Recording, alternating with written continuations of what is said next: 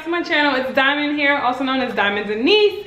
And today we are going to be talking all about SLP, grad school, how to become an SLP, everything you want to know if you're interested in this field. So please keep watching. If you're new, thanks for stopping by. And if you're not new, thank you as always for being loyal. The hot question is, how do you become an SLP? Everybody wants to know. Okay, so the first thing you need to do is you need to go to college and get an undergraduate degree in speech and language pathology, communication and science disorders.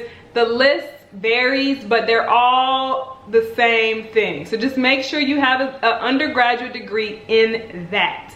Now, there are a lot of programs that I've become aware of now that do like a transition period. So they'll start you off with your undergrad courses and transition you right into a master's program. For sure, Howard University, you guys know I went to Howard, HU, you know, they do that. So I wish when I was going to my undergrad school, like the first school I went to, I wish I knew about that because I would have did it. I think the way it works at Howard is they did basically 3 years of undergrad and they transition you to your 2 years for your master's. So that's 5 years of schooling versus 6. So you save a year.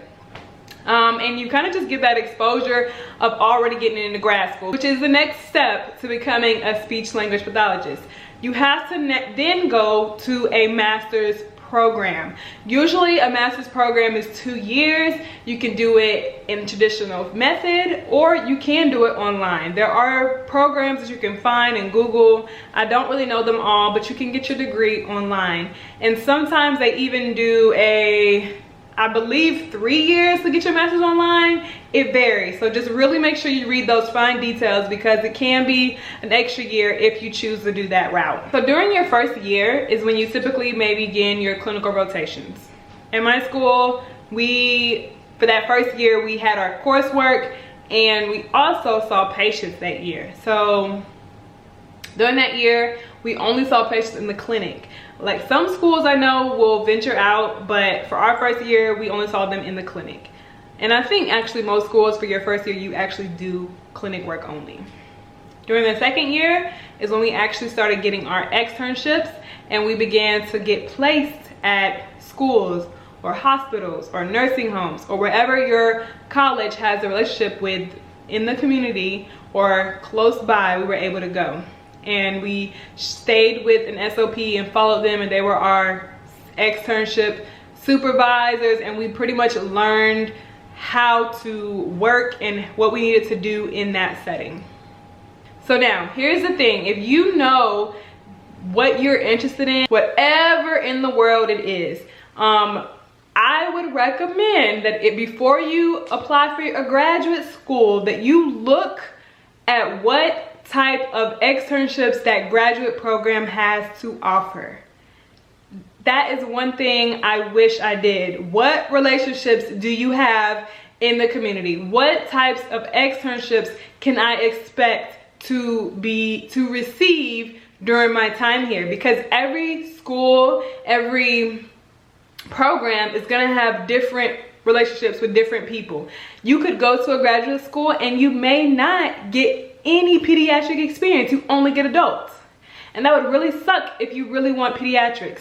Or you could go and you would get all pediatrics and you would get no adult experiences, or you would get no hospital experiences, or no experience in an area that you have that is of high interest. I recommend that you definitely call the school that you plan on going to. Call them and ask them what relationships do they have in the community.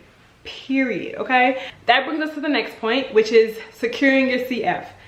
Whatever setting you want to work in, go for it. Apply.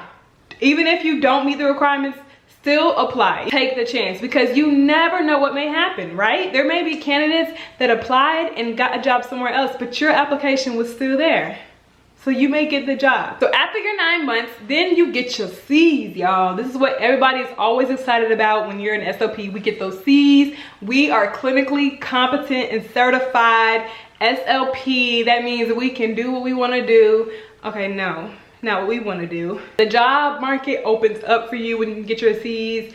And yeah, from what I hear, life is great when you have your C's. Like, it's just a little better. It's like you're not starting from the bottom, but you know, you there, you up a little bit. In grad school, like when you're ready to go to school, start you a savings account because you want to put some money aside, because you're going to be paying for a $200 Praxis exam.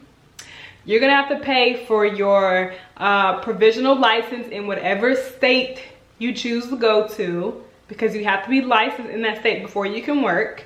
You will also be paying for your ASHA certification when you get your C's, and you should also already be paying for your NISLA dues, so that when you graduate and transition from your CF to your C's, you can pay like a discounted price so that you're able to kind of just transition smoothly into that. The numbers add up, okay? Let me tell y'all, they add up. So start saving your coins ahead of time. The last question is salary. Someone asked me to share more information about the salary of an SLP. SLPs can make anywhere from $60,000 to $100,000 and counting. So I hope that this video was able to provide enough information about what you need to do to become an SLP and how you can start today, right now. And I don't know if you have any other questions, make sure you write them in the comment box below. I look forward to hearing your comments, your questions, and I will see you guys in the next video. Bye. If you are interested in SLP world, make sure you follow my page, The SLP Way, because I'm always posting information, people, insight on that page.